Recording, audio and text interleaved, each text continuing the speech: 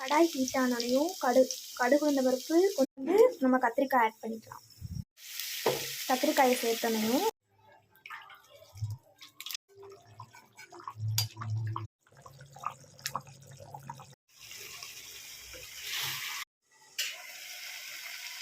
கடாய் heat ஆனோடனையும் கடுகு உளுந்த பருப்பு கொஞ்சோண்டு வெந்தயம் அப்புறம் இஞ்சி பூண்டு சேர்த்துக்கலாம். இஞ்சி பூண்டு சேர்த்துட்டு இஞ்சி பூண்டு நல்லா பொரிஞ்சு வரட்டும். இடையில கிண்டி விட்டுக்கலாம்.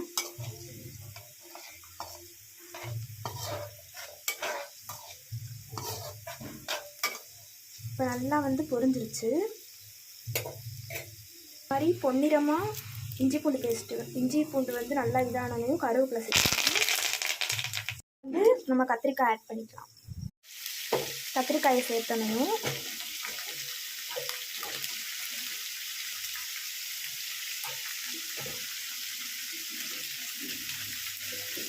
கத்திரிக்காயை சேர்த்துட்டு நல்லா கிளறி விட்டுக்கலாம்.